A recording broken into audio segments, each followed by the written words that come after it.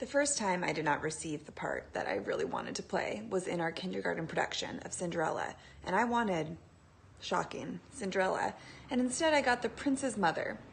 Well, this wasn't the last time this sort of disappointment happened. We're all actors. We get that this can be a little bit of a frustrating career. So on the eve of my 27th birthday, I woke up and I said, why don't I just start my own production company where I can write whatever role I want and put myself in it? It's a win-win. My name is Tess Palomo, and I am a female filmmaker, but more importantly, I am an indie actor. When I first became an indie author, I didn't know what I was doing. So, of course, I went to Google and YouTube, and I looked it up. I found an amazing amount of people on there. Not just the ones trying to sell me merchandise or master classes or any of that stuff, but actual indie authors who knew what they were talking about and wanted to reach out and help a new indie author. Within 2 years, I was a self-published author, and I didn't have to spend a penny on startup because of the community. I had 8 books out, a following, and a massive support group that I hadn't ever imagined could exist. Now, I sit on the board of an indie publishing company, and every month I get to help publish a new indie author.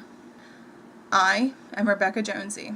I am a woman, I am an author, but more than anything, I am an indie artist. I always thought I'd be some kind of artist. I was pretty lucky that my parents let me explore different avenues of art. I was also the youngest of 3 kids, so my brothers had already gone through this, and we had a lot of art kits and instruments and stuff around the house. I was in lots of choirs, award-winning choirs and local musicals, and as much as I dreamt of being a singer, I just didn't work very hard at it. It was kind of the same thing with acting. I enjoyed acting, and I didn't try very hard at it. Directing or filmmaking. I loved doing all these things, but of every art I have tried, writing is the only one that I seem to consistently work really, really hard to improve. It's also grown with me and gone through different phases of my life with me. When I was in elementary school, I wrote short stories, a lot of horror short stories, tried a couple novels. When I got to middle school, it was all about songs, all about songwriting. And I would get mad when a song would come on the radio that kind of sounded a little bit like a song I had written. I'm like, they stole it! In high school, it was all about poetry and, of course, angsty poetry. And after that, it was everything. I wanted to do everything, all types of writing, all types of genres, characters, worlds. Maybe that's why I like writing so much, is because it allows me to master every art. I'm Jessica McHugh. I'm a woman, an author, and most importantly, I'm an indie artist. Writing has always been in my blood. I like to tell stories, and I'm better at telling them on the page rather than in person. Editing helps a bit. I wrote my first novel when I was 14, and before I could even submit it, the floppy drive it was on. I said floppy drive. I'm so dating myself. Anyways, the floppy drive that it was on was destroyed, and that crushed me. But I didn't let that setback get me down. As of today, I have over 20 books in print, with more to come. Like I said, writing's in my blood. I don't think I'll ever stop. My name is Cate. I'm a woman, I'm an author, and I'm an indie artist. When I was a little girl, I wanted to be an actor.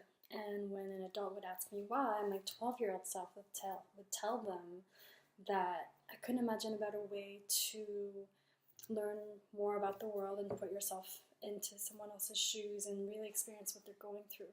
And in university, I directed for the first time and realized that I could tell a story and approach it from all angles and really delve into, way more things about the world, about different characters, and it was just a more complex way of doing what I wanted to do as an actor.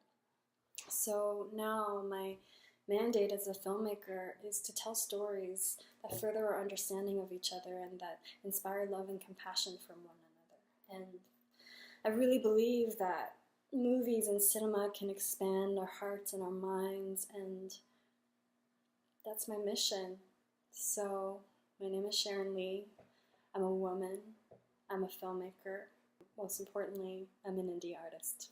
I decided to go indie about 7 years ago now, when I had actually picked up a traditional publishing agent, and she had been marketing my book to publishing houses for almost 2 years. And I got several contract offers, but the contracts were for companies that weren't part of the Big Six. That was my dream goal. I was naive back then. And a lot of the publishing places were places that I realized I could actually do a better job with my cover and do a better job with editing based on what I was seeing from their website than what they were doing themselves. So one of my wonderful friends, Linda Riles Smith, suggested that I look into indie publishing, and that was right at the big boom for Amazon self-publishing, and I took advantage of that and published 8 books, and was invited to join the Our Right Side OWS Inc. LLC publishing team to help out with their publishing, and was thrilled to be a part of a publishing house that wasn't trying to take advantage of authors, and was there to help support and build up the author community. My name is Heidi Angel, and I am a woman, and I am proud to be an indie author. When I was a little girl, I wanted to be many things. A Ninja Turtle, a paleontologist, a Power Ranger. But what all these things had in common was imagination. I always craved adventure, and I was fascinated by where a story could lead me. I have followed that ambition straight into adulthood by creating my own worlds and exploring where my characters will go next, and sometimes I don't even know, but finding out is one big adventure. My name is Seal Cannon. I am a woman, an author, but most of all, I am an indie artist. I may come across as confident to you nowadays, but there was a time in school I would put so much effort into my essays, and they would be A material and I would get A's, and yet in both high school and college, I would almost always be overlooked for pretty much any special event that they would have. They would have these get-togethers with bigger name authors where they would choose specific people who were doing well in their classes, specifically in English, and they would choose those select people to go to these events. And I was always second string or not even thought of. And that definitely hurt my confidence for a while, because I was thinking, well, you know, I may have support from my parents, but if all of these teachers are overlooking me and nobody thinks I'm really that good, then maybe I'm not that good, you know? But after college, a few years went by, I started writing again because I had stopped, and I found the indie author community on Facebook, and I was wowed by the support there. I was amazed. And then after that, I discovered NaNoWriMo. And that was one of those two things in combination made me start writing my novel, Anatomy of a Darkened Heart, which was my debut novel. And it was unlike anything I ever imagined for my debut novel. It was historical fiction, which I thought I couldn't do. It was psychological, which was something I admired in Shakespeare and didn't think I was really necessarily capable of. And I had so much support from everyone around me. And it was an exact opposite experience from my life in school.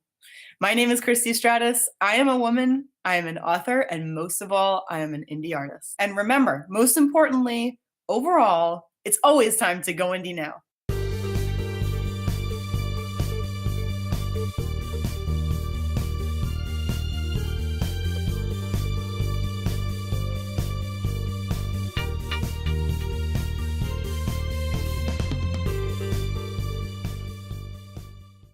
Hi, everyone, and welcome to the show. Thank you so much for watching, and I am so lucky to be here introducing this month's flagship show, which is very special since it's focused on female indie artists. I hope you loved the unique intro you just saw. I was so excited about it when Joe told me, and I hope you met some new people just in that intro. We've got a lot more people for you to meet. First, please subscribe to GoIndieNow and hit the notification bell down below so that you know about all of GoIndieNow's amazing content. And second, please take a second to like and comment during the show because it really does help us out. So now let me tell you the rundown of what you're about to see. We are going to have our very own Marnie Cate from Indie Insights, and she's going to be interviewing author Pippa Bailey, who writes and watches horror. She and Mike Pilgrim are over at Deadflix on Facebook and Instagram, and I believe she is also on the cover of a book somewhere. You should ask her about that sometime. Then you're also going to see an indie movie review with Christina Rienzi, and she is president of Sisters in Crime, and she's a mystery and thriller writer. She's currently working on a top secret project that you'll know about soon, maybe by the time this airs, we'll see. Then we're going to have Breaking Down the Walls, which is a marketing tip with CL Cannon. She owns Fiction Atlas Press, and if you want a one-stop shop for indie publishing, you want to talk to Courtney Cannon. She really knows what she's doing. I will be interviewing filmmaker Sherren Lee. Her films are so unique and send amazing messages. You will go through such a range of emotions, and your eyes are going to be open to such different perspectives after you watch one of her films. So I really encourage you to look her up on Vimeo and watch her movies. And then we're going to have an indie music review with Anais Chartschenko. She is a poet extraordinaire, and you should follow her on Instagram if you want to see a lot of very touching and very deep poetry. Her poetry is really beautiful. She has a few poetry collections out as well, and again, they're all very meaningful. New releases is going to be next, and that is kindly sponsored by Our Right Side. Thank you so much, Our Right Side, for everything you do. We're going to have readings from Rebecca Jonesy, Kim Alexander, Jessica McHugh, and Ashley Uzel. So stay tuned for that. We're also going to have Marnie Cate interviewing author Steena Holmes. Now, she has been very outspoken on the subject of suicide prevention, a subject close to a lot of indie authors' hearts this year in particular. So stay tuned for that. And this is where Google Hangouts cut out. So anyway, this will be indie audiobook review by Marnie Cate, who actually also recently released her new book, Chasing Caitlin, and it's very different from her other books. So you want to check it out.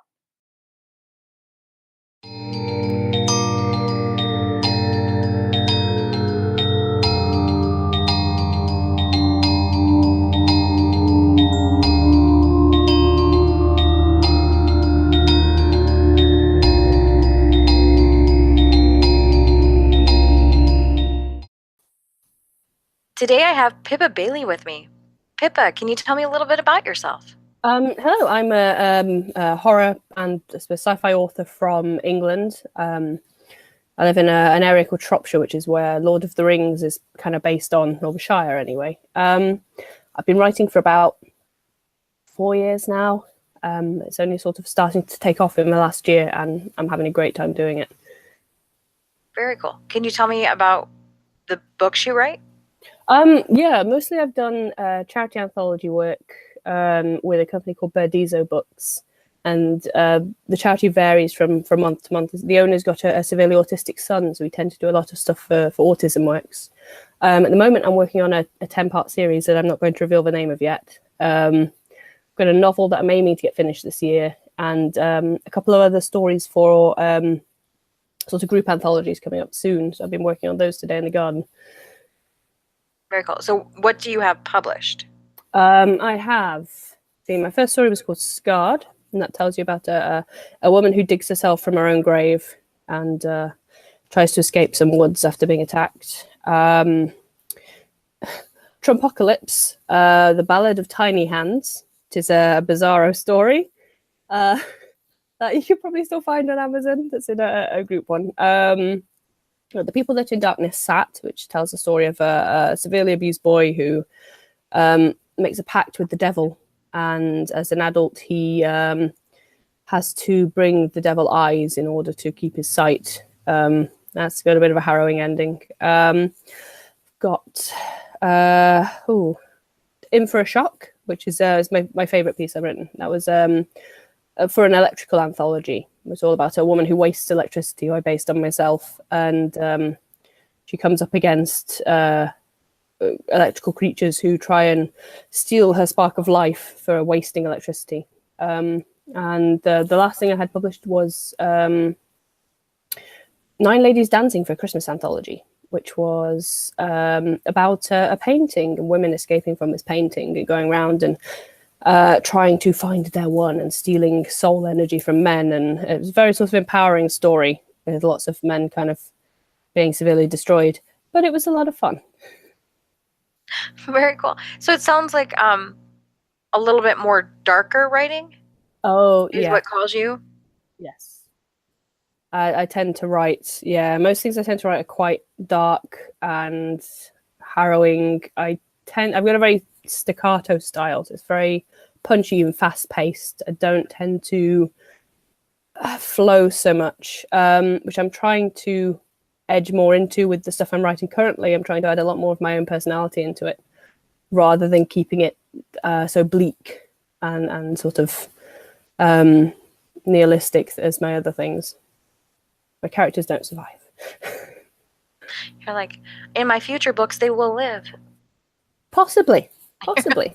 No promises. They behave themselves. No promises. I like that. So it sounds like you're very, very busy. And Always. That's really cool. So one of the things we like to ask are, what do you love about being an indie writer or indie artist? I love the opportunity to express myself. It's one of those things where you spend years trying to work out what it is that you want to do. And everybody's always saying, oh, try this, try that. And then it just strikes you one day that maybe I just want to put my ideas out there. I mean, I'm a trained composer, and I've spent years writing music, but it's hard to tell a story that everyone else can comprehend with music. So I was in an accident and I just started writing because I couldn't walk. And it just sort of turned everything around. I felt so much freer, and I just love the opportunity to just share your ideas with people and sort of interact with other people that are doing the same thing and have had the same sort of enlightening experience of, this is what I want to do. I want to write, you know?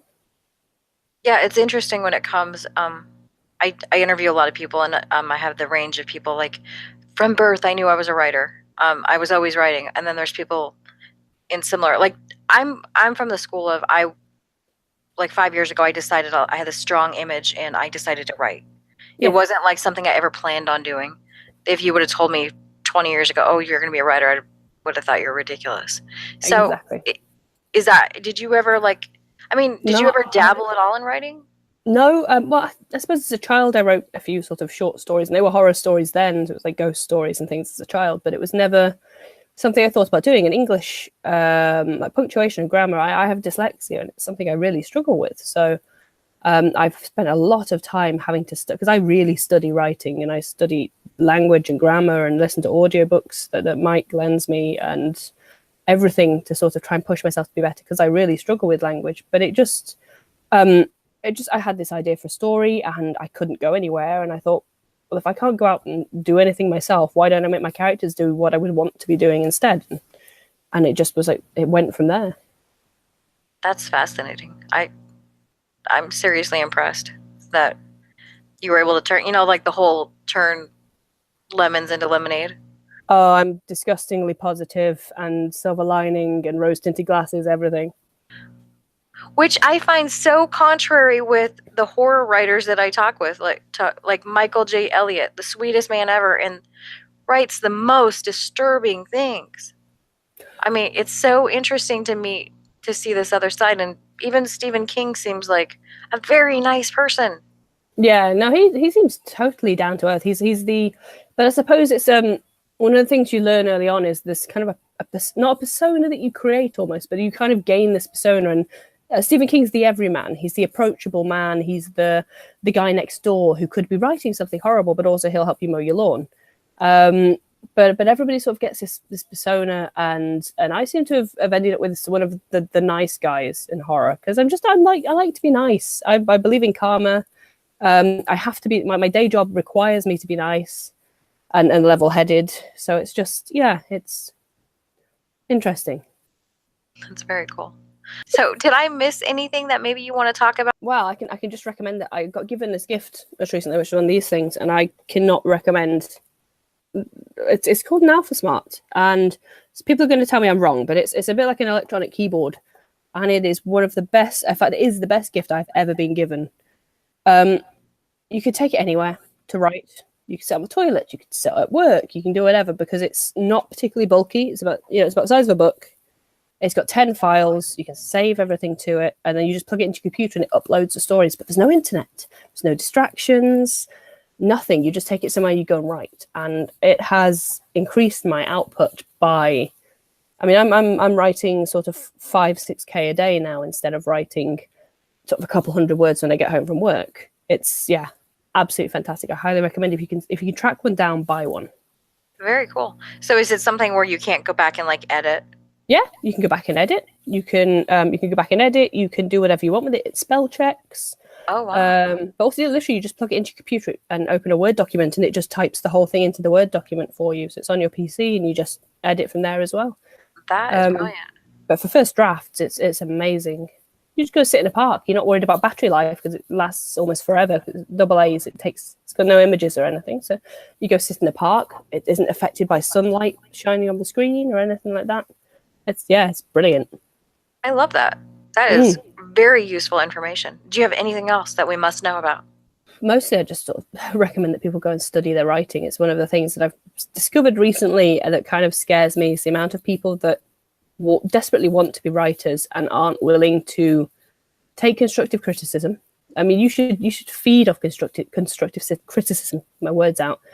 I mean, I want it constantly. I want somebody to tell me something's rubbish so I can better myself. And it scares me that people aren't willing to do that anymore. They will write a first draft and release it into the world, and that's it, done. That's their story. And the second you try and sort of give anybody any advice or recommend reading, you don't get anywhere anymore. People aren't willing to learn. And I think it's a really sad state for indie authors when half of the community aren't actually willing to put their best work out there or read, write, study, anything. It's a bit worrying, really. Yeah, it's always good to have someone look at your work, and I like it when they don't try to change it. Or if they put a note on the side saying, like, I kind of see what you're doing here, but could you do something less like that? Or, well, you're doing this, what about this? You just kind of, you derailed. I like it when people give you, like you said, my last editor that I worked with a lot, Ellie Fitzpatrick, she literally said, stop being lazy. That's what you need. It's like if you're being lazy with language, everything is so amazing instead of it's spectacular, or everything's really sad instead of morose. Well, I had rushed a scene, and it wasn't. And she's like, "Write the scene." I'm like, "But I don't want to." So I know that's horrible. That's the thing. Is if you don't like the scene you're writing, or you're not enjoying it, you're going to miss out the action. You've got to feel it. Especially as an author, you've got to go through the pain your characters go through to create a realistic world for your readers. You've got to put yourself in these horrible positions that then leave you sitting there in the evening trying to go to bed going, why am I writing this? Why am I doing this to myself? Exactly. You know? But you've got to go through it. It's harrowing, but I think it's part of the sort of the sad side of being an author. You've got to go through the crap to produce something wonderful. Exactly. So is there any other advice you give to an up-and-coming author? Go get the book, How Not to Write a Novel, because it's very informative and fun. It's lighthearted and it's an easy read. A lot of people say go get Stephen King's On Writing. It's great, but it's very autobiographical, and I don't want people to sort of feel like they should get stuck in his style of writing, because he's a pantser, not a plotter. And a lot of times, if you want to write a lot of words in a short period of time, you've got a plot. And Rain Hall, she writes lots of books on writing, so I think there's The Word Lost Diet, things like that, which are absolutely brilliant for when you're trying to get a large piece of work together. And just read as much as you possibly can. Read something every day, learn something new every day, learn a new word every day if you can. It's something I tried to do, so I've got a weird vocabulary. I did one of those sort of, those new word a day toilet paper things, but that was my way of studying at university. Was to learn a new word a day. I love that. You have such great information, and you are very positive, and you actually surprised me. Because like I said, I was expecting someone scary. Oh, no, not at all. No, I'm really very, very not scary.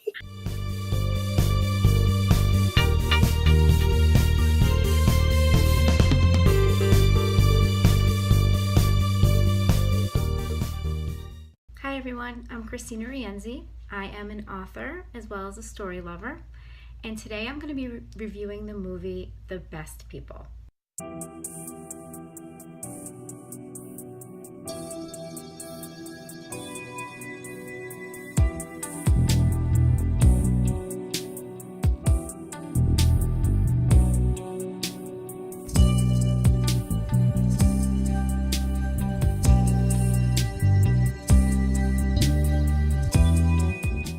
The Best People is a comedy, and the main characters are Anna and Claire, who are sisters. They live together. They also have quite opposite lifestyles, where Anna is a little bit of a one-night stander when it comes to relationships. Claire is looking for the perfect guy. Anna is straight out of a breakdown, a mental health breakdown, and so she's vulnerable. She's living with her sister, and throughout the beginning of the movie, you kind of see her erratic behavior and addiction issues coming to light. Quickly, Claire meets the man of her dreams and ends up getting engaged, and this causes Anna to sort of spin out of control. So she gets together with Claire's fiance Johnny, his roommate Art, and they devise a plan to basically break up the engagement. Both of them think that it's not a good idea for these two to be together. So that's where the plot kind of gets going in the story. The mental health issue for me was not fully addressed. Like, you knew that she had a breakdown, you knew that she was unstable, but you really weren't sure why. And I don't know, I'm assuming that was done purposely because they didn't want to label her with any particular situation, but I feel like since she was dealing with addiction and grief, and the mental health played a very big role. Like, it was something that people held against her, and they felt like she was unstable, and they used, like, words like crazy and things like that, where in a comedy, yeah, of course, I mean, that sort of stuff makes sense, but I think when you're dealing with serious issues, especially in the mental health realm, it would have been helpful if there was an indication of what she was struggling with, because I feel like people who are struggling with those issues or have glimpses of them can find something in this character, I should say, that they can identify with, and it would, I think it would be a little bit more helpful because it was just unclear. I saw glimpses of different things just from my background in mental health, and I thought, well, what's really going on with her? I couldn't clearly see what was happening. I don't know what kind of breakdown she had. That didn't make sense to me. So I was looking for that definition around what she was struggling with so that I could identify with what she was experiencing and feel a little bit more closer to her, and also have a little bit more sympathy with that piece of it versus just the addiction and the grief piece. Overall, if I had to rate the movie on a scale of 1 to 10, I would give it an 8, and I will tell you why. In the very beginning of the movie, although I didn't, admittedly check the genre in the beginning, it did seem like a comedy. It was kind of quirky and a little wild. There was a lot of drinking and just sex scenes that I didn't expect. So, but you could tell that it was done in a funny nature and meant to be a comedic sort of representation of this woman and what she's going through, Anna. Quickly, as you got into the movie, it went into more of a drama. There were a lot of dark issues that they tackled, addiction, mental health, also grief, because both Anna and Claire lost their mom. You don't really know why, and the story goes on a little bit till you find out why, but quickly you can piece together a parallel between Anna and her mom. So Anna's sort of the unstable sister, Claire is the perfect sister, and so there's a lot of conflict there that was created. The cast of characters did a great job. I will say Anna Evelyn, who is the main actress, she plays the main character in the movie. She carried the entire film. She was phenomenal. Her acting was amazing. She was able to capture this character, Anna, so perfectly. She was also somebody who was you could tell was very comfortable in a comedic role. She played the drama part of the movie well as also. She had a great chemistry with the other characters. All the characters, I would say, were excellent actors. The casting was done very well. It was great for that. But I will say that Anna is probably the one who made the movie. For me, she had it all, and she, was able to take the story from beginning to end. The cinematography was on par with what I would have expected to see in any major motion picture. I thought it was really done well. I was impressed. I felt like I was watching a movie where, big name stars would be in the lead roles, like a Jennifer Aniston or Reese Witherspoon. I just felt like it was done really well in that regard. The storyline was good. It was good. It was quirky and funny, and like I said, dealt with some major serious situations. So I did like that about it. The music and sound also worked. They were appropriate. They were fitting to the scene. I did like their choice in music, and I liked all of those things. So overall, I would say it was an excellent film in terms of the quality and what you would expect to get from any major motion picture. So for that, I would say worth taking a look at, absolutely. Anyway, if you are into comedy drama, if you are into relationship and just kind of quirky, funny movies, I think The Best People would be right for you to check out. It's definitely worth watching. There's just some real funny parts and some things that are just very relatable. You have a lot of empathy for the characters. So Best People, check it out. I think you'll like it.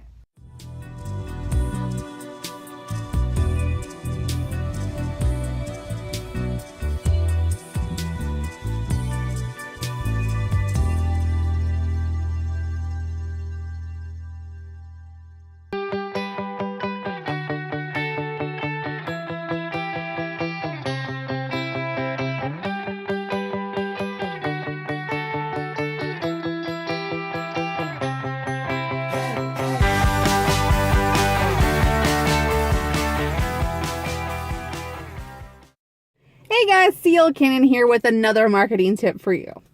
So, have you ever tried to share something on Facebook and the picture that comes up has nothing to do with what you're trying to share? It might be from your website, it might be from Amazon, it could be from another source. If it's from your own website, there's a lot of things that you can do, and even if it's from Amazon, sometimes there's some things you can do.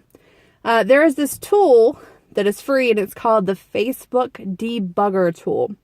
And all you have to do is Google that. Just Google Facebook Debugger, and it should be the first link that comes up. What you want to do is take the URL that you're trying to share and put that into the Facebook Debugger, and it has a little button that says scrape.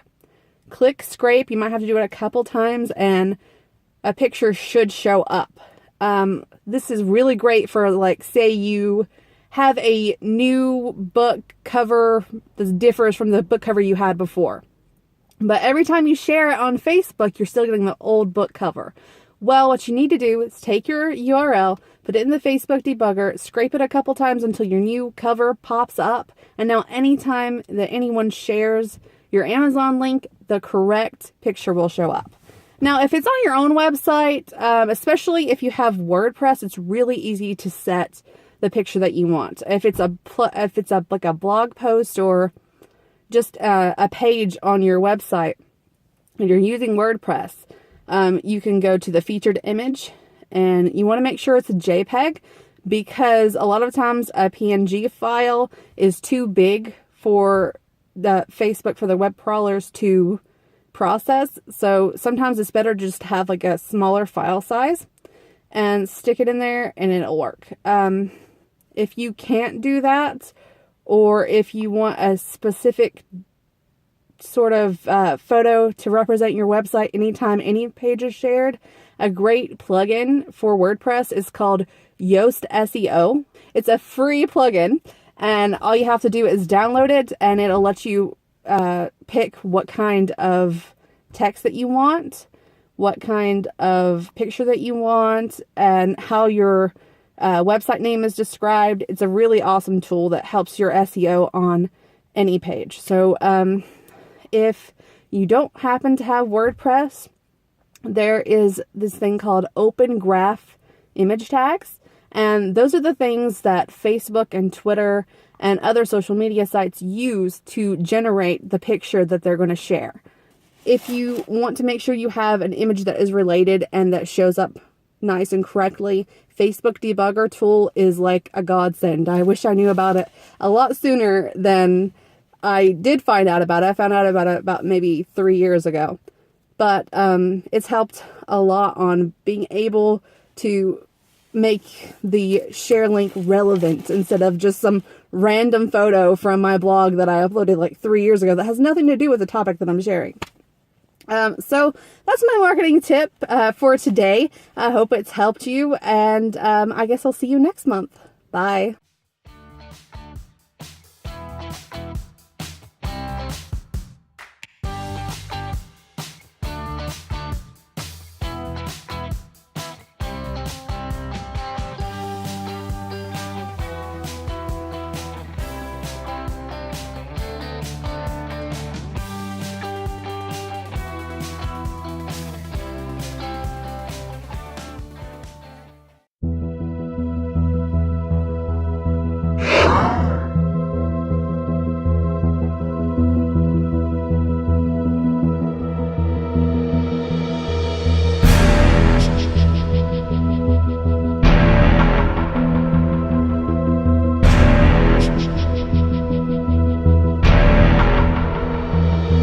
McGowan skillfully weaves a tale of intrigue, secrets, and love. Pure excitement, and I was breathless at its stunning conclusion. For the Love of a Centaur. Available on Amazon.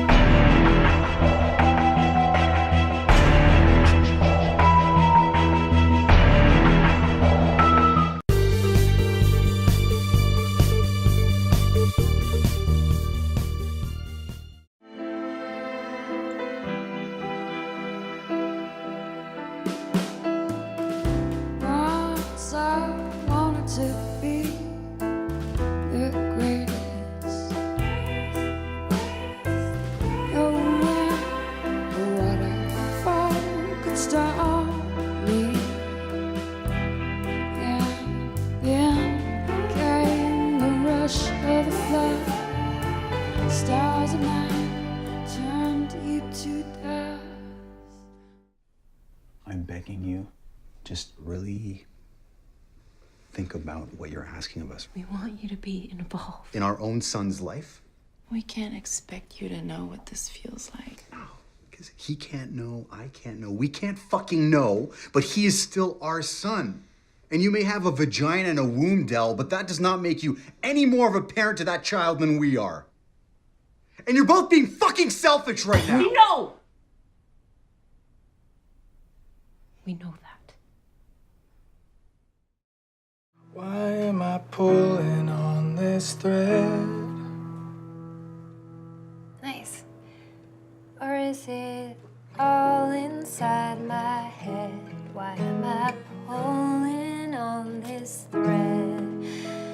Maybe it's just better left unsaid.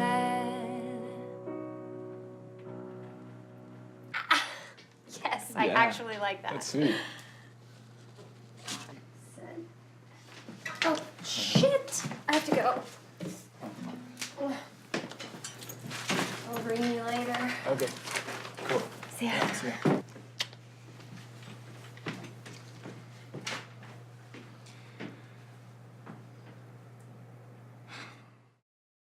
He's a good man. Would a good man do that to all those women?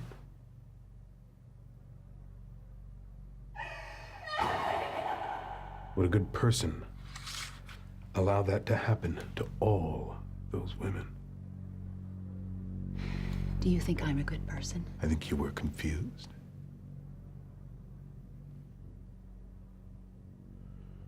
Would you go back to him?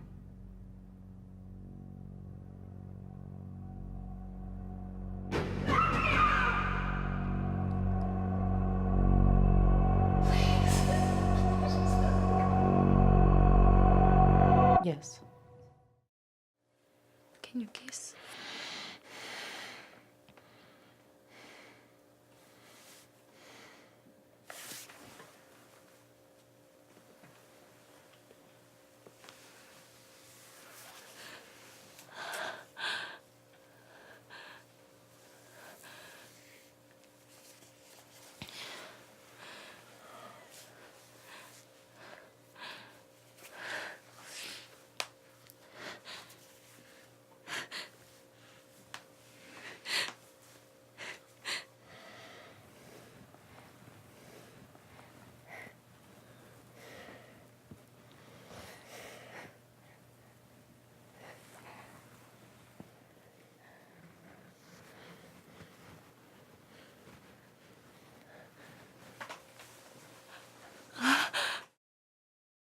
We can't be friends because I'm in love with you, and I have been for years. And if you don't feel the same, then that's it. Right?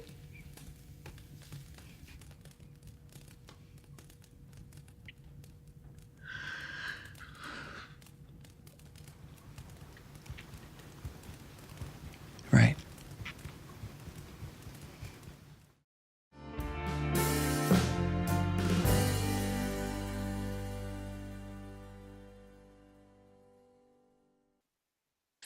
Hi, everyone. You already know me. I'm Christie Stratos, author of Anatomy of a Darkened Heart, Lock and Key, and host of The Writer's Edge.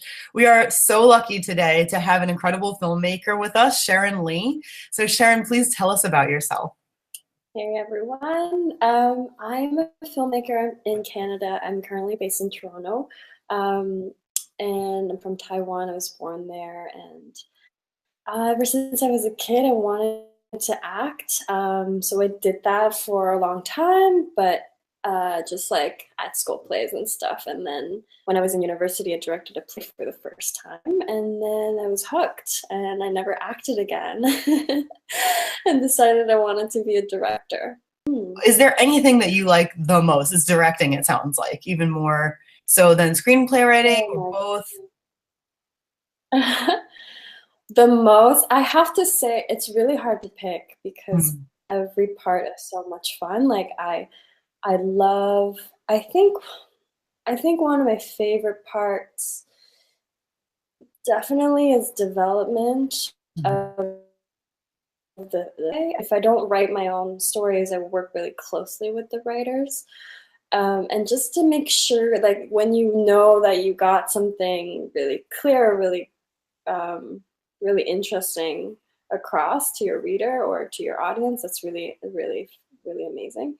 But, you know, on set, if we're just talking about production, I just love working with actors. I think I think coming from, you know, wanting to be an actor, I'm fascinated by acting, and I'm so in awe of actors. I think they're just the most, you know, generous and vulnerable people, and we really rely on them and to connect with them and to be able to like bring out like these incredible performances from them, and then having them be really, you know, helping shape a story through creating these people. You know, it's really fun. Yeah, and it's great that there's really, it sounds like there's no part you really don't like, you know, which is awesome. But I did notice that you use some actors over and over again as some actors and actresses, and they're really fantastic, and it's amazing to watch them change. They're just completely changed through every film they do with you. Do you have something in particular that you look for in those actors or actresses that you work with over and over again? Definitely, I'm drawn to people who are just really open to kind of like figuring out what this is, like what this person, who this person is, and really drilling down to the core of who these characters are and what drives them. And, you know, I have like a no asshole policy as well. I just am really drawn to people that are pleasant to work with, and like we just are become friends. I think that's why I work with the same actors, because we kind of fall in love with each other's skills and like talent and like personalities, and you want to nurture those relationships. How would you describe your own directorial style? That's a great question. I think I learned, I attended the Canadian Film Center in 2014, and you know, when I was applying for the program, people always ask you, "What's your voice? What's your voice?" And I've thought about this a lot. Your voice is actually who you are, and it's not about, you know, deciding what your voice is and trying to fit into that. I started my career by doing a lot of romantic films that are, you know, romance movies, I guess. And then I thought, oh, I'm the romance director. I like tell romantic stories. And then I was like, no, actually, I think it's just a matter of like stripping away. It's not about defining it. It's about trying to be as authentic as possible and just being yourself, because the more you can do that, the more unique you'll be, because there's nobody else out there who like you. Yeah. So yeah, it's a hard thing to explain, but it's kind of intangible. Mm-hmm. Does that make sense? It makes total sense. It does. Just sort of letting yourself take the lead on your own without trying to define it makes a lot of sense to me. Mm-hmm. And I think that's a great way. Like you said, it creates a unique voice. That makes a lot of sense. Cool. I feel like that's the case with a lot of creativity. As a writer, you know, it's the same kind of thing. If you're trying to fit into that mold, what you say is completely applicable. It's going to be tougher, and it's not going to make you unique. It's just going to make you fit a mold that could be difficult for you, and maybe you don't come across as well even. Yeah. And I think you can be really good at doing that, at fitting into a mold, and people do it really well. And to a certain extent, you do that on certain projects. But it's like an interesting balance for sure. Yeah, definitely. If you wanted to be, you know, directing or creating films similar to someone else, or similar, well, you never want to be too similar to someone else, but if you wanted to fit into a category, probably for an award or something, maybe that would influence a little bit. I'm thinking more about like television, you know, if you're working for hire, or, you know, if you're working on any branded content, you might have to kind of shift the way that you picture something, but that's also coming from your brain and your imagination. So I think it's not possible to detach yourself completely of that process, but the approach might be a little bit different. Yeah, that makes sense too. Yeah. I wanted to ask you about the lighting in your films. I feel like the lighting in your films really sets the mood so beautifully. I noticed it right away. Oh, cool. Yeah, and I felt that it had like such a huge impact on how the point of any film comes across. But like I said, I noticed it so much with yours. So I wanted to ask you, what role does lighting play in getting your ideas across? You know, it's funny. I have to give the credit to my cinematographers. They're very talented, and we do a lot of prep. When I direct, my first lighting is not the first thing that comes to my mind, like in terms like of the technicalities of it. But I didn't go to film school, so I don't have, you know, very specific technical training. I've been working in the industry for, you know, over 10 years, so I know a lot of stuff, but that's not really how my brain works. I firstly will approach it in a storytelling point of view, and I'll just kind of picture the movie in my head. And then I always have, lots of photos for my cinematographers to let them know what I'm thinking, so they have a reference point. And then we really try and go through each shot, like even when we go onto our set for our tech scouts, we really go through every angle. Yeah, I particularly noticed that in The Things You Think I'm Thinking, which I'm going to mention that one a lot because it's your most recent that I have seen, and it's currently making the rounds. And I really loved it. I thought it was brilliant.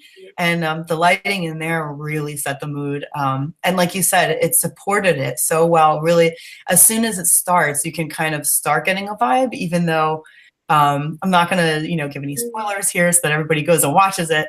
But, initially there's a happy scene, and yet the lighting is a little bit dark. And then we move into the real life of this person. And I thought that it was a really great introduction to what it's really going to be about. Yeah. I mean, I really wanted to start the movie with an intimate setting. And, it's dark. It's like you don't maybe quite see what's going. I mean, it's not super dark. It's just kind of like you're at a party. It's nighttime, and we use atmosphere in that scene, and just to make everything a little bit like have a bit more kind of texture. We did that all in one shot, and then cut to kind of his real, it's morning and everything is on the table, and then everything is quiet, everything is still, and he's alone and it's bright. I've noticed a great amount of diversity in your films, and I couldn't help but notice that it came across so natural. And the reason I noticed that is because in America, at least as far as my experience goes, a lot of times diversity can feel very forced, even though it's such a hot topic here and people want to see a lot more diversity in movies and in books, any form of creativity. So I wanted to ask, do you go out of your way to ensure that your films are diverse, or is it just a more common practice in Canada than it is here in America? You do have to go out of your way. In Toronto, I'm from Toronto here, and to go outside, there's diversity. And it's strange that we still have to try so hard to find diverse actors.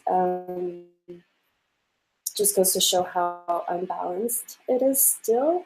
Even when you're looking, it's hard to find. So what themes, now we're onto themes a little bit. So what themes would you say are most important to you to put into your films? I notice, especially since you do some amount of writing for some of the things that you film, I noticed myself as a viewer that there were a lot of acceptance themes and overarching, especially in like the key and which way to happiness, what is life about types of themes. So I wondered if there was anything in particular you like to get across. It's funny, I find that my films, to me, are like little theses. Like, instead of writing a paper, I'm making a movie about something. And they're kind of, for me, a question or one thing about our lives. And I'm really drawn to films that don't have a bad guy in a way. It's just about, there's lots of struggle in life already. So I think they're really grounded. And for me, ultimately, I have this mandate on my wall that, the reason that I make movies is to try to better understand other people and hope to create empathy for other people. I can say for sure that in The Things You Think I'm Thinking, I definitely felt that. And I can say that there was a sort of natural compassion for the main character. And I thought that was going to be the point, just the compassion aspect. But you also created such a range of emotions that I didn't expect to feel. And that in itself was fascinating to me. It went in so many directions that I just didn't see coming. I think that when we deal with difficult situations, difficult topics, even taboo topics, things that shouldn't be taboo necessarily, but people are afraid to talk about. We all make assumptions, you know, that it's just going to be, oh, let's feel compassion, let's feel empathy, but there's so much more. And it was a much deeper and from a much different perspective than I expected. And you turned it on its head, and I just thought it was totally brilliant.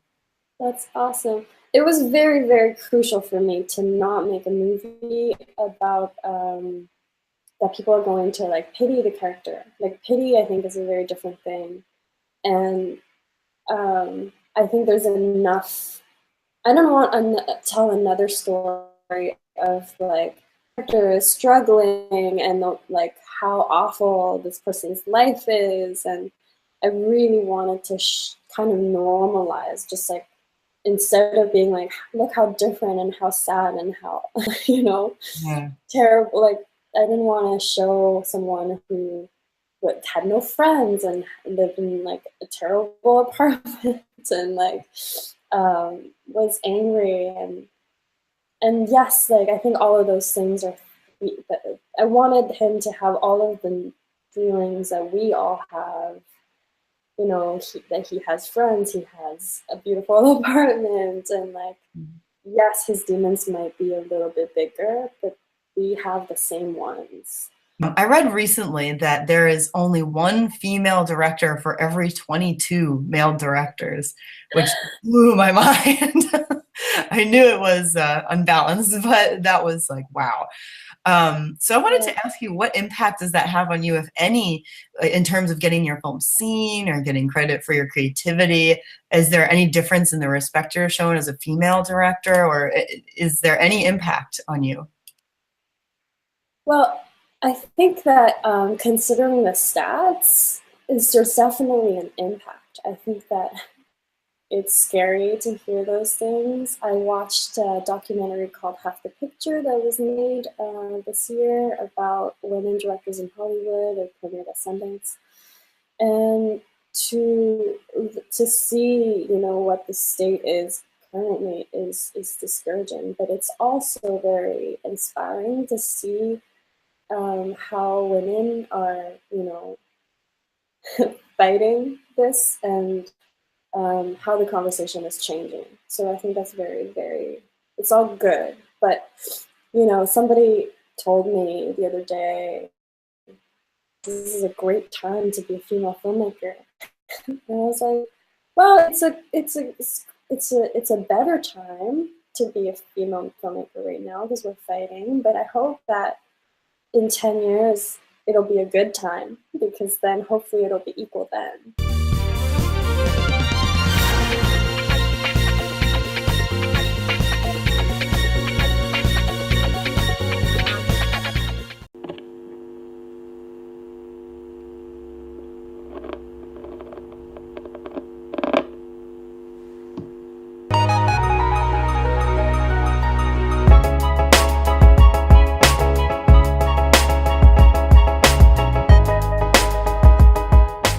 Hi guys, I am Anais Chartschenko. I am an author, but today I am here to do an indie music review. So when I was asked to do this music review, I instantly knew who I was going to review. It is Rabbit Quinn, who I am wearing her shirt right now. I got this shirt with the Kickstarter campaign that she had for her latest CD, Painted Fan. So I found Rabbit Quinn on CD Baby. If you have never used CD Baby, I completely recommend it. It is a website that has so many amazing independent musicians on it. But with CD Baby, you can go there and real quick, you can pick an artist that you love, or you can type in a genre that you're interested in and find it. So I was in a bit of a music slump when I found Rabbit, and I put in probably, I wanted to find a female singer with piano. And wow. So she is a classically trained pianist, and she plays so amazingly. And then her voice is gorgeous. Just beautiful. I did get permission from Rabbit to share clips of her music, so thank you so much for that. Let's go here. So the first song is A Sign, and gosh, it really kicks in quick. It's very groovy. All of the CD kind of reminds me of walking around in New Orleans and having that chicory coffee and the big dripping trees and taking in the culture and the music, and it just has that feeling to me personally. That's how I feel when I hear this record, even though she is based in California, but there you have it. So Voodoo Man, the second track on the record, very much captures that feeling, and it's one of my favorite songs on the record. It is the vocals, for one. My God, the way that she really attacks the song, and the verse and chorus beat on each other. I love it. And also her lyrics. Her lyrics are very smart, and oftentimes they reference history or literature, and for me, I really like that. Or psychology too. She's really well read, obviously. It comes through in her lyrics. The cool thing is a lot of artists today do not make their own music, but she does. She writes it on the piano, and she sings it, and she writes the words. So yes. Another favorite for me is Paradise. This song is as gorgeous and lyrical and pretty as Voodoo Man is hard-hitting and in your face and an attack. So it really is kind of a flip side, but it still has a little bit of cheeky vulnerability, which I like. Whereas I think Hiding Star is just a beautiful ballad that is full on vulnerability to me. It's really, really pretty. But then we have songs like Shame, and that one is just so witty and cheeky, and it's like being able to tell that ex, we all have one, being able to tell that ex, F you, in song form. It's just, I really like that. I really like the way that she's able to carry that through.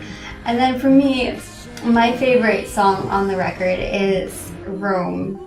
It's so beautiful, and it's a longer song, and the piano in there, it just makes, for me, it makes me want to cry. It's so gorgeous. And then her words, the lyrics, lyrics to me, I know a lot of people who listen to songs and they get everything from just the music, and I understand that, because I feed on music too, and I can get a lot out of just the instrumental arrangements, but her words in that song just are gut-wrenching, and the whole record is that way. The whole record is so honest and passionate, and I think that is a quality that's missing from a lot of music now, is that passion. And so if you are looking for passion and honesty and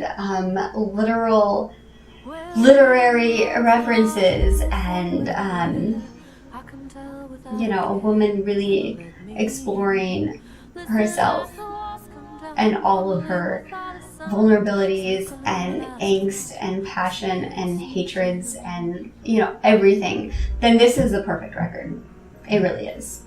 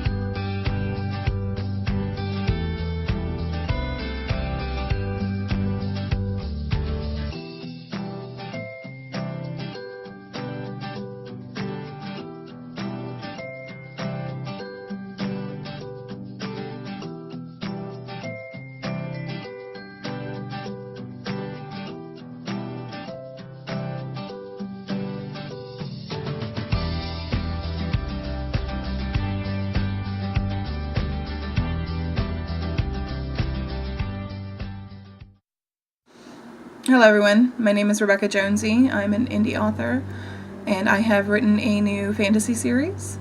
It's book 1 of the Mab's Doll series, and its title is Moss and Clay.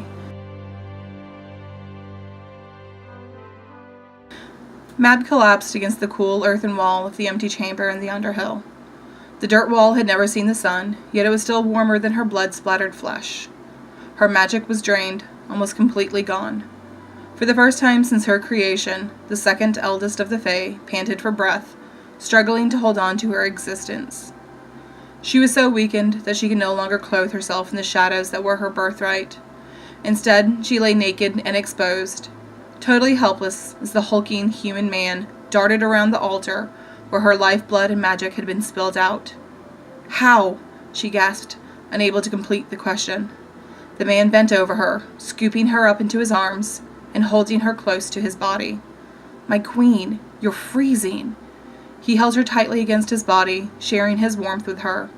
He'd lived among the Fae in the Underhill for long enough that her nudity didn't bother him, even though he had never seen her without her shadow clothes. Queen Mab shook her head, not caring the least about her own frailty. Something much more important had to be addressed first. "How is she? Was it enough? I can still..." The shadows flickered around her hand as she attempted to form them into a blade again, but she did not have the strength. "I was enough. Enough already," the man said softly, staring at the layers of blood that had already dried on her skin, only to be doused again as more blood pumped out of the grievous, self-inflicted wound in his queen's chest. "The clay is soaked with blood.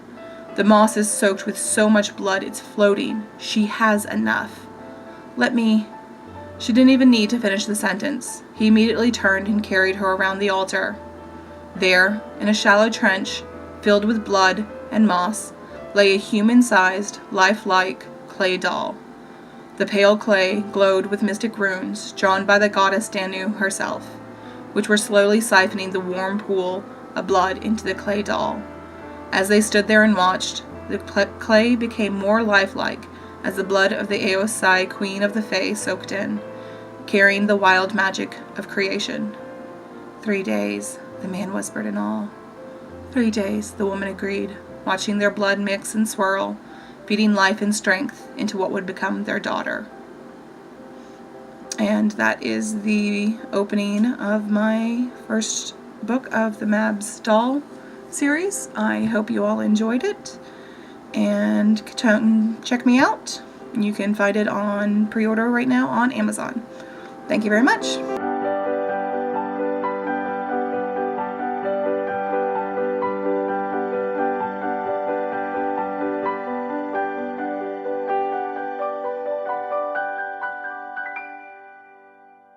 Hello, everyone. I'm Jessica McHugh. I'm an author of horror, sci-fi, alternate history, bizarre fantasy, anything that pops into my head, really.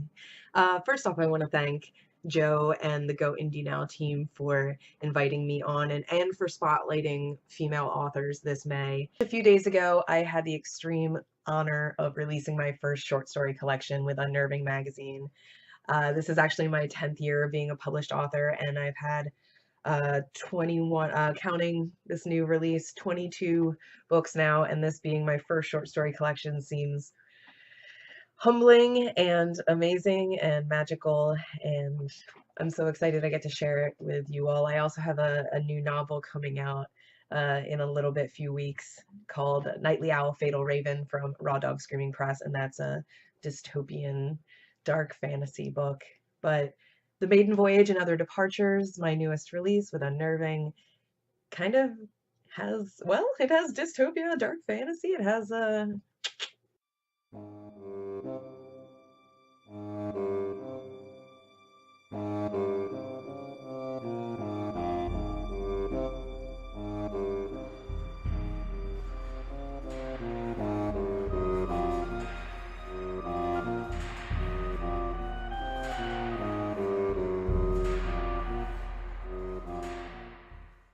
So I'm going to be reading to you a selection from one of the last stories in the collection, or the last story in the collection, actually, called America or Bust.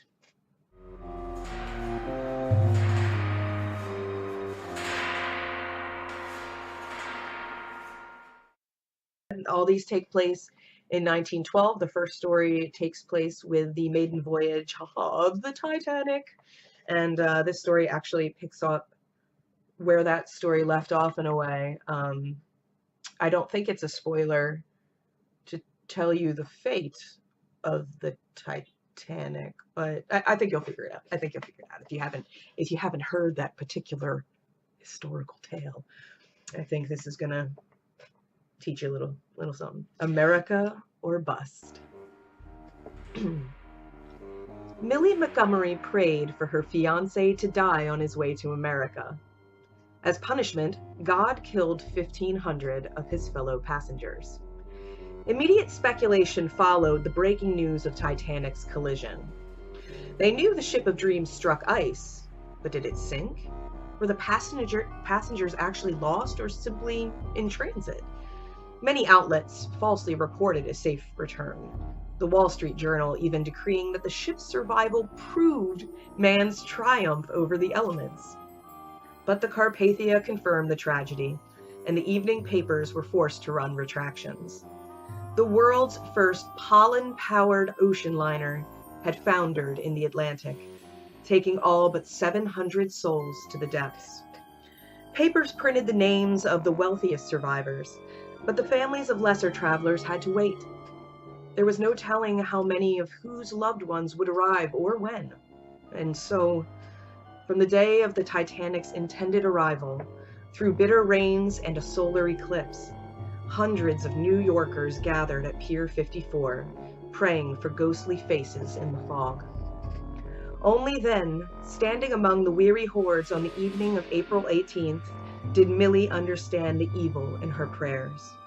She'd condemned a generation to drown, in frigid waters and fathomless grief, and for what? An immature wish to love the man she'd marry? If she prayed for romance and got a slaughter, what did it mean for the rest of her wishes? And what did it say about the God that granted them so grotesquely? As Charles R. Clark shuffled from the gangplank, it was clear the sadistic deity had a vested interest in his survival, though Millie couldn't imagine why. At only 39 years old, he'd gone through 3 wives, all girls Millie's age, all thin, pretty, and dull as swizzle sticks. And though he was a successful businessman, his temper and proclivity for underhanded dealings were something of legend in New York and abroad. Millie didn't think such traits made a man worth knowing, let alone saving. He keeps pictures of his wives in his shaving case, Dr. John Montgomery informed his daughter, a scant 5 minutes after breaking the news of her arranged marriage. I'm telling you because seeing them might upset you, which is understandable, but you must control your emotions. Acting like a jealous child when it comes to a widower's memories is the greatest of offenses. Believe me, I know. Thank you so much, you guys, for indulging this excerpt from my newest short story collection, The Maiden Voyage and Other Departures. Like I said, there are 6 stories in it. One of them is a novella. So please visit Unnerving. It's available in ebook, in print. Go on Twitter, Instagram, Facebook, let them know how much you're enjoying it. Please share, review. Please support all of the wonderful female Inky cohorts that Joe is going to be featuring on GoIndieNow this month. It's been a blast. Thanks, everyone.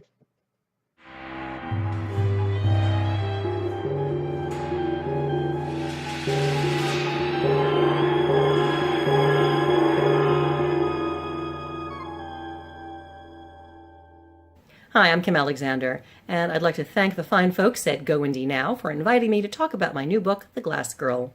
This is book 3 in my epic fantasy series, The Demon Door, so I'm going to try and set things up briefly before I read you a short scene. In this series, the humans of Mystra defeated the demon kingdom of Eris, and they locked the mystical portal between the worlds. The humans, like many victors, wrote their conquered enemies out of the history books, and demons are bedtime stories, if they're even mentioned at all. The demons, on the other hand, did not forget the humans. The half-human demon prince of Eris was obsessed with the human world, and he finally got an opportunity to travel through the door and experience humans and Mystra firsthand. The first 2 books in this series follow his adventures finding out the truth about his parentage and his love affair with the human woman Lilith, who has secrets of her own.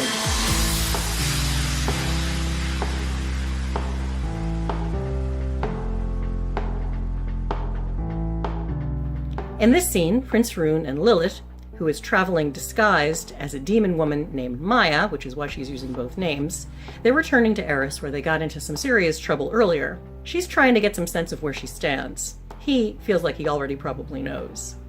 Chapter 10, Eris. Like fruitcake, if all the fruit was picked out and it was left in the sun for a month. Maya gnawed on a corner of a square of bread. Nah, maybe more like toast, burnt toast. Rune leaned back on his mat and watched her eat and talk. You've made your point. One thing I'll say about your food, it's easy to pack. Mother MCHUGH had equipped them with a bag of enough of the neat squares to keep them alive for a month or more. Flatbread, maybe, mixed with mortar.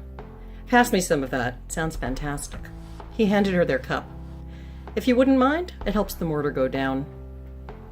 She lifted the corner of her own mat, tucked next to his under a huge, flat, sheared-off slab of stone, scooped some sand into it. He watched her contort her face with concentration as she transformed it into water. She sipped. Gritty. Sorry.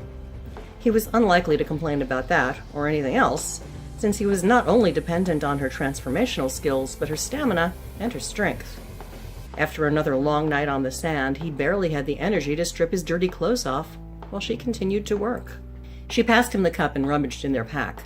I'll put the screens up. The gouds? Gods? He nodded, more like the second. Along with the food, Mother MCHUGH had given them tightly rolled sheer screens called gauge, or eyelids. The idea was to attach the edges to the rocks and make a sort of tent to keep off the sand and dust while you slept. Since they slept during the day, it also shaded them from the heat of the sun and any eyes that might be looking their way. So far, there hadn't been any. They'd been walking and flying for over a week, and had left the edge behind 2 days ago. It was tempting to stop there and take advantage of any offered hospitality. The Edge folk were proud of having helped their prince. But they ultimately decided to avoid the clusters of buildings in case Yuen's men or any stray mages might be lurking.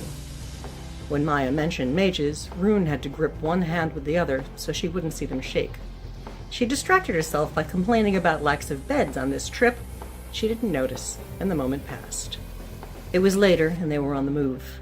No, he said, I don't think it's a good idea. I'm going to keep it quiet, and you must do the same. They'd been walking since the rise of the first moon, and as they got closer to the city wall, he grew more and more reluctant to fly. But no humans have wings at all, and you didn't hide them on Mistra.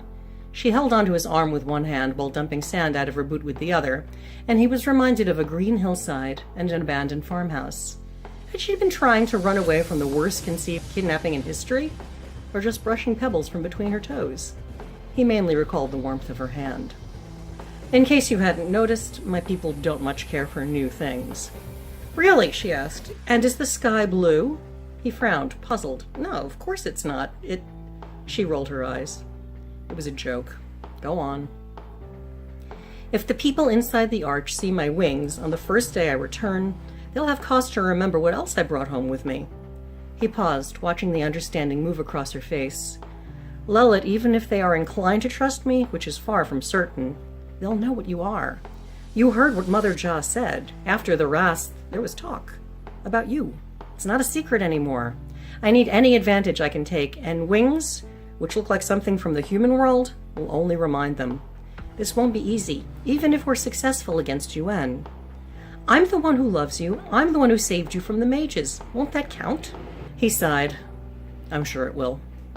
She nodded, satisfied that her point, the one in which things made sense to her, was taken, and they started walking again. When the ragged low clouds tore apart, he thought he could see the outline of the war tower, and a sliver of the atrium above the palace. They'd be home soon. He wondered what he'd find there. And what became of those left behind?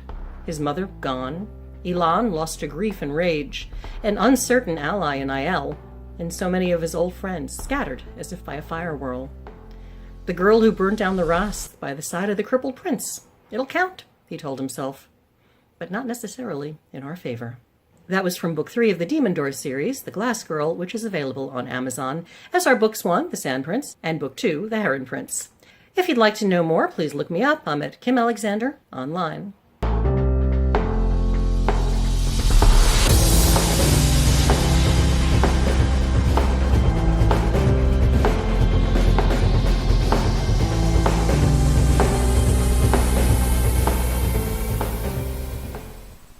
Hello, my name is Ashley Ezel. I am the author of The Portal, the first book in the Tales of Mentera series. This is a fantasy adventure children's book aimed at middle grade children ages 11 to 13.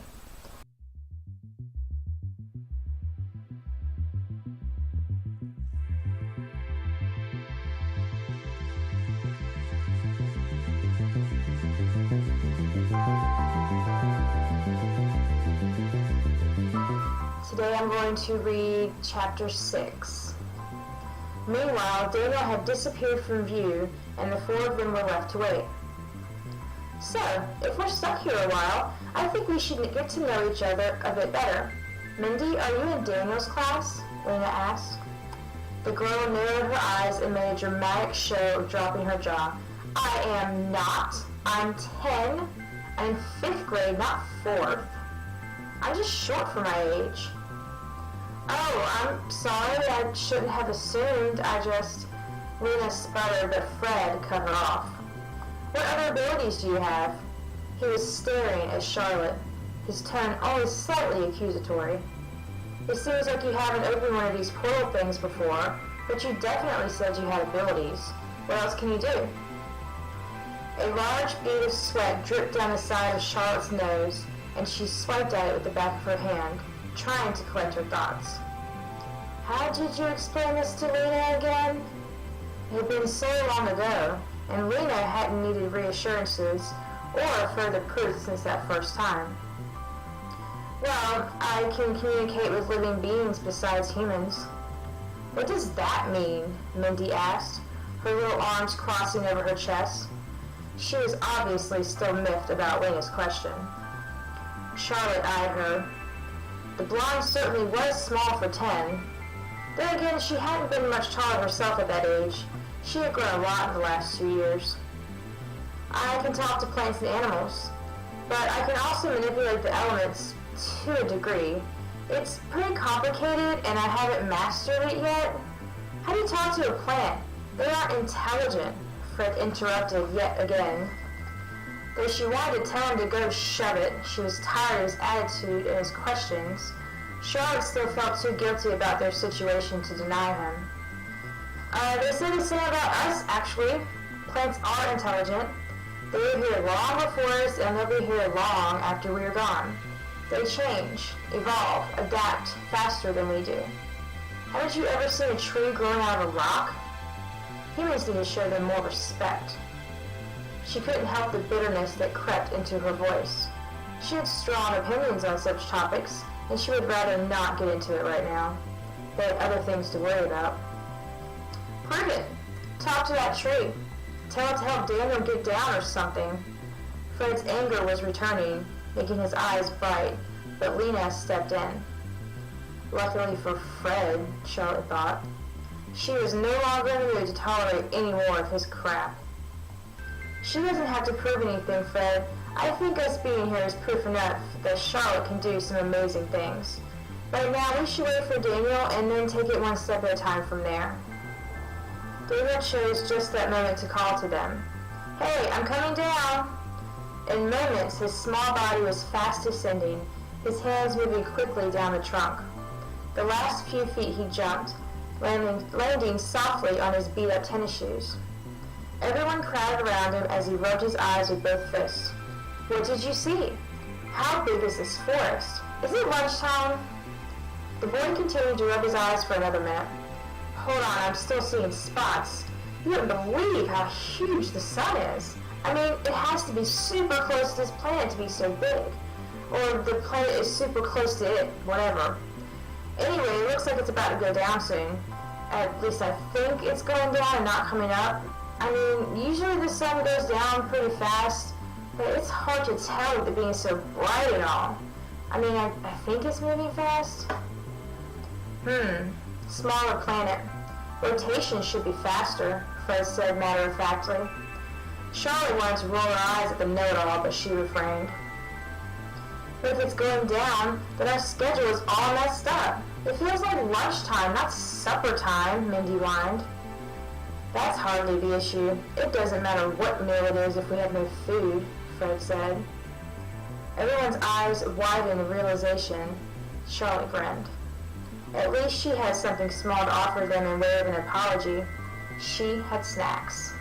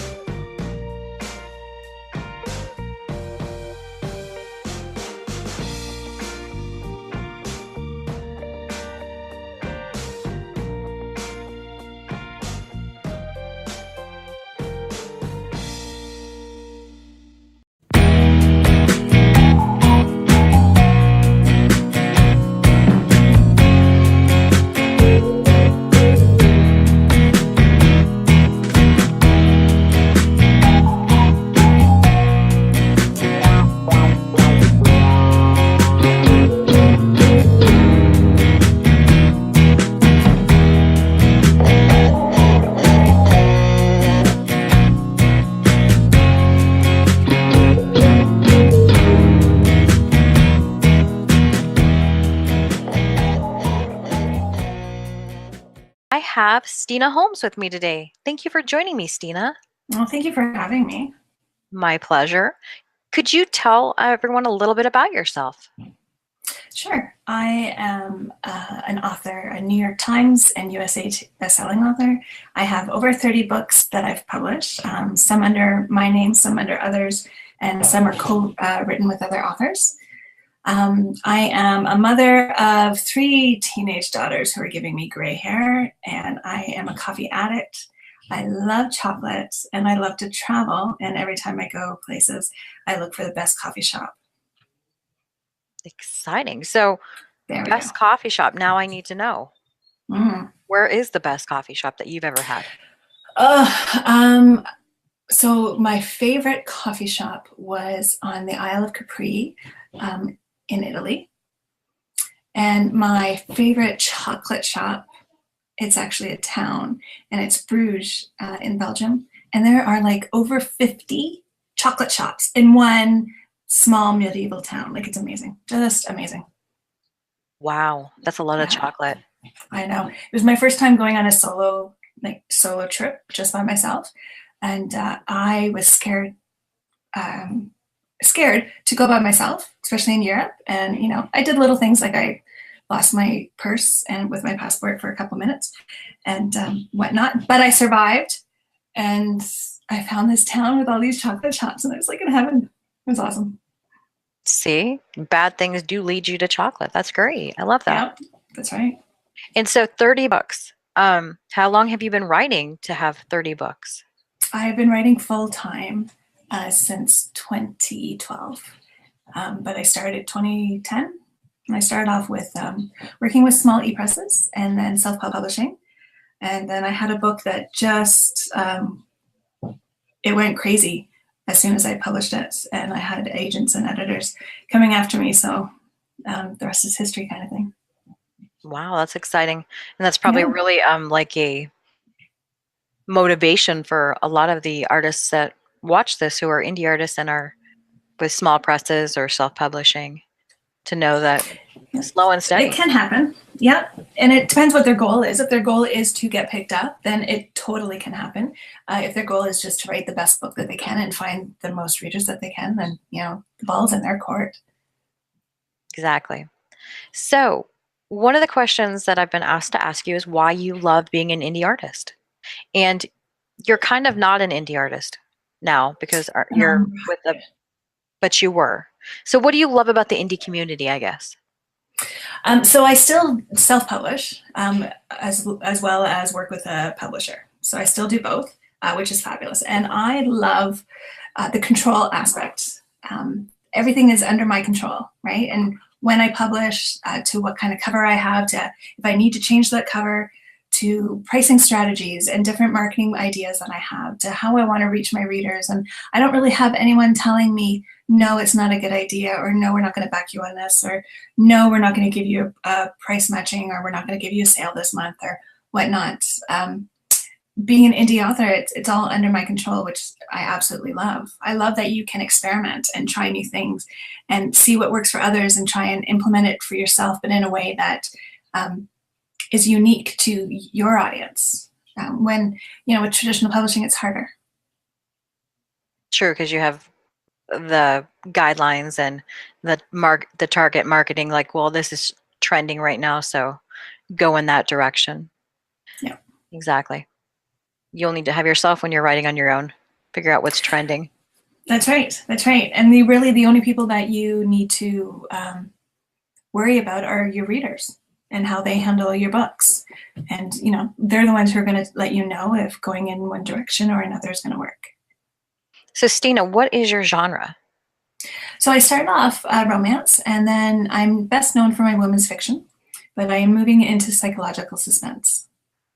Exciting. So how did we get from romance to women's lit to, I see that transition, but now psychological suspense? This is what I've always wanted to write. And it's what I read. This is my audience, my genre. It's what I love the most.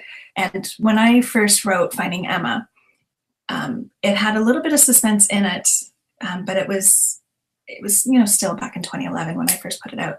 So it was more women's fiction. I did try once with psychological suspense called The Memory Child. And after I did that, my editor wanted me to go back to women's fiction. And I owed them another book. So that's what I went to, because they said that's where my audience was and that's my writing style and whatnot. So I decided after that, I want to write psychological suspense and psychological thrillers. And I knew I needed to bring my readers with me if I wanted to continue with the audience, right? And if I didn't want to, so much, it depends, you go from one genre to another and you don't have that crossover with your readers. And I wanted to make sure that I would with this book. So I looked at it as every book I was writing that led me up to this point was one step closer to a psychological suspense. So that me going from one to another hopefully wouldn't be too much of a jump. It'd be what they were expecting. Exciting. Yeah, it's scary to completely change your genres. I've gone from young adult fantasy to a woman's literature book that's not at all young or fantasy. Wow. No. But I'm new enough in the game. I don't have a following quite like you do, so exciting. It's exciting. You can build it. Exactly. So I always ask people about research. Is there any interesting research that you've done while writing a book or preparing to write your book? I try to talk to people if I can, especially people in the field. So if I needed medical opinions, and I have a couple doctors and lawyers in my friendship circle, so I can ask them questions.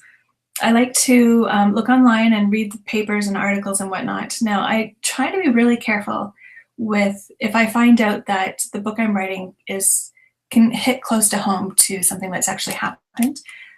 So for instance, when I wrote Stillwater Rising, it's all about the aftermath of a small town school shooting. And I wanted to be careful that I didn't tell a story of a school shooting that had actually happened. I wanted to be something that was close so that people can relate, but I didn't want it to hit too close to home.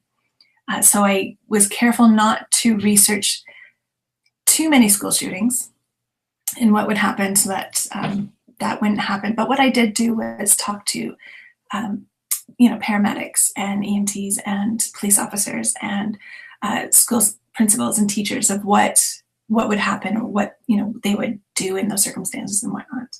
Oh wow! So sometimes the research is great, and sometimes I try to be careful with it. That's good advice for people. I'm writing. It's always scary when you put so much into your novel that maybe you might trigger someone's Yeah. own issues. So Yeah. do you put disclaimers on your books, or do you just I'll put it at the beginning, right? That this is a purely fictional event. And when I'm talking to readers about the book, that is something that I'll always mention. I'll say I don't know anyone who has gone through this. This is something that I'm afraid of as a mother or as a woman, and so I'm wanting to bring it out to the light, right? I want to bring my own fears out so that they're not so scary anymore, and that's why I would write the book. So. Every book that I've written has been because of that. And if it circles around, or if it's too close to an event that's happened, then that's just happenstance. any advice you have for new and upcoming writers, or for other, seasoned authors that maybe could use a little tidbit of motivation? How about one thing that I'm really worried about for authors today is how easy it is for us to compare ourselves to everyone else, and to get on that track of trying to be like every other author. So, there's always that advice that's out there about, you have to write so many books and you have to get so many books published, right? Like it's the 30-day or 60-day, 90-day cliff. And, you need to have something out every month or every 2 months, or the algorithms aren't going to like you and no one's going to see you and whatnot. And I hear so many authors who are burning out because for the past year or 2 years, that's what they've done, is they've stopped everything else in their life just so that they can focus and concentrate on writing these short novels or novellas or full-length novels, and so that their audience can have something new to read every month. And I keep hearing that the whole goal is to increase your sales, and yet it's tax time and everyone's getting their T4s and everyone is talking about how their sales went down. They went down, but they had more books out there, right? And that shouldn't be the case. So what about thinking of putting the time and the effort into our stories and respecting our readers? And instead of trying to have a half-assed job of a book every month or every 2 months, we take the 3, 4, 5 months that book actually needs and make it amazing and put it out there. And then people are going to love it, and they're going to talk about it, and they're going to share it. And it's not just going to be, oh yeah, they've just put out another book. Oh yeah, and they just put out another book. Oh, and here's my author that I love, and she just put out another book. But I've read so much of hers that I'm just going to take a break. We don't want that, right? So what about respecting their time and creating that feeling of, oh my God, I can't wait for another book to come out, right? Like I have my favorite authors and they have 1 or 2 books a year come out. And as soon as I know that they're out there for pre-order, I pre-order because I cannot wait for the story to come out. But if they had something every month or every 2 months, I probably wouldn't feel that same way, right? I would be like, I'm going to try someone new. And then if I don't like someone new, then maybe I'll go back to that other author. And we don't want that. No. We want those sales and we want that reader to continue with us. So how about we start thinking about a new experience that we can give our readers instead of focusing so much on the sales.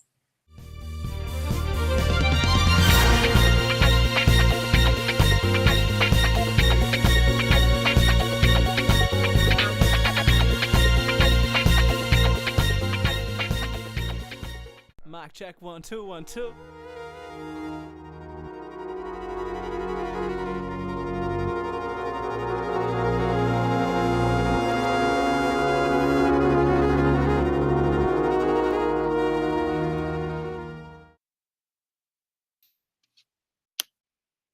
Hi, I'm Marnie Cate, and I thought I was going to review and listen to indie music while drinking, which sounded so fantastic.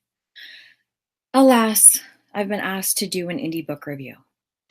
But no worries, I am an avid audiobook listener. I love a good narrator that does voices and sucks you into the world. A really good narrator will say one word and you'll know exactly who the character is. And it's so rare.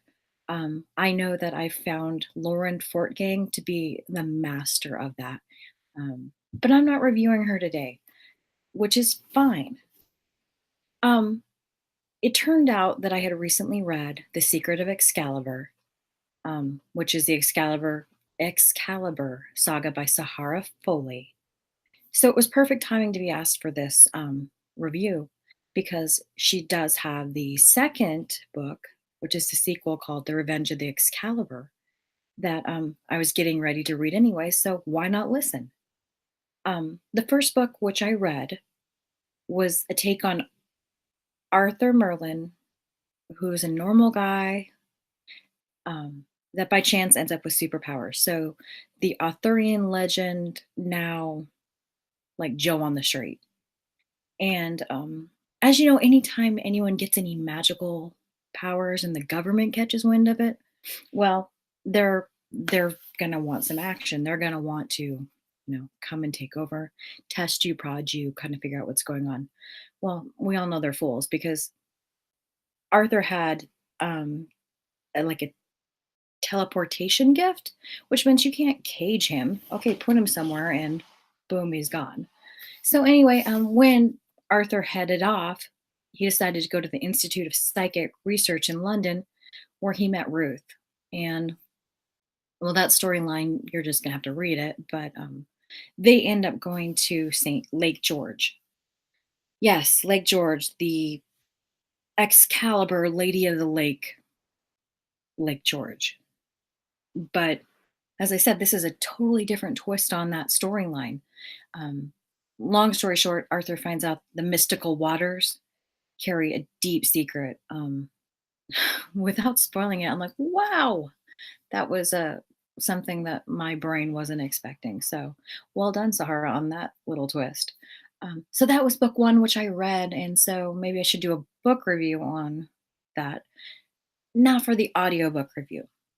Book two, The Revenge of Excalibur. So Pamela's father disappeared 27 years before. And it turns out that Pamela's father is Arthur. Yeah, magical Arthur, that teleportation, telekinesis, all these really sciencey things. In my defense, I'm not a sci-fi girl at all. More young adult fantasy vampires, non-vampires, anything kind of romance and women's literature. So the science parts, I'm a little out of my element, but the narrator did such a good job with her voices, and she kind of sucked me into the storyline. Without telling you too much, Pamela starts having dreams, and whenever we have dreams that are scary and are like, oh yeah, okay, we think, oh, I'm just dreaming. Well, then she gets a mysterious note and is told, you need to go save your father from this evil entity that's kind of gonna destroy everything. So, well, because all stupid girls love to go off and save their fathers. Just kidding. Anyway, she has to decide, do you go and listen to this note and believe that someone really needs saving, or do you, just not deal with that? Well, it's a book, and if we did what we should, it wouldn't end. But anyway, so Pamela runs off, goes to try to release the evil trapped in the famous sword Excalibur, and wow, Sahara brings us to a world of aliens and creatures, and who would have thought Arthurian legends would ever be sci-fi? Anyway, so it's a really good storyline. I don't know how to say anything more than I really recommend it. It would not be a waste of money at all. It'd definitely be a good read for you. And I don't know, like the old Ebert, I give it 2 thumbs up. Thank you. And I hope you end up picking it up and enjoying it too.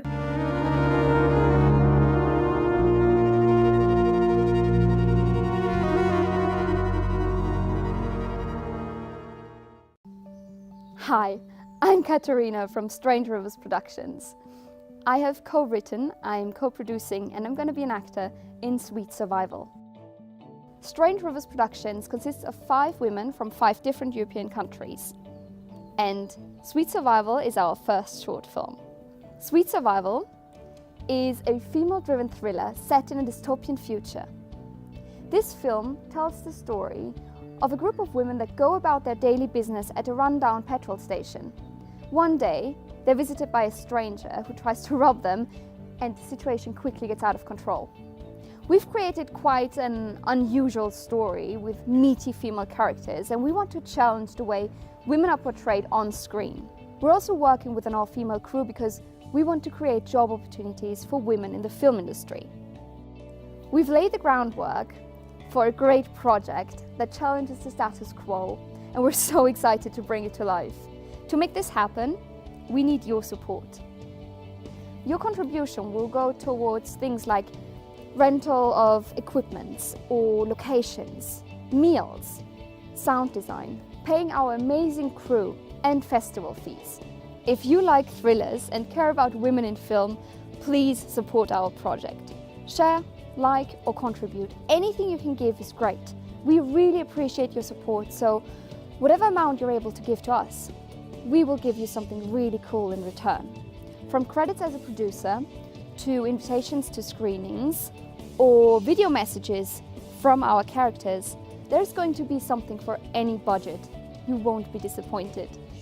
We want to create a kick-ass movie that goes to lots and lots of festivals. So thank you for your support.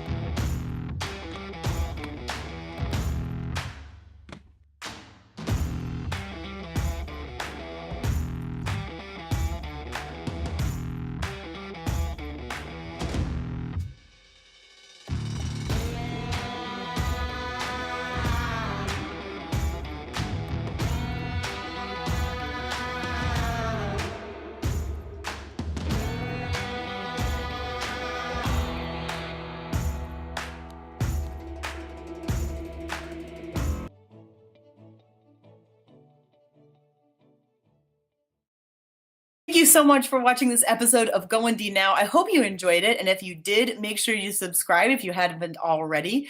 I was your host for this episode. I'm Christie Stratos. I am an author and an editor. My editing business is Proof Positive. That's proofpositivepro.com. You can also find us on Twitter, Facebook, Instagram, and just keep in mind that first-time clients get a 10% discount. So contact us today. That's proofpositivepro.com or proofpositivepro@gmail.com. As for my author side, I have 2 books, Anatomy of a Darkened Heart and Lock and Key. Both are part of the Dark Victoriana collection. And you can find me at christiestratos.com, but you can also find me on Instagram, Facebook, Twitter. I have my own YouTube channel with live streams every Sunday at 2 p.m. Eastern. I'm also the host of The Writer's Edge, which is also on YouTube. And remember, most importantly, overall, it's always time to go indie now.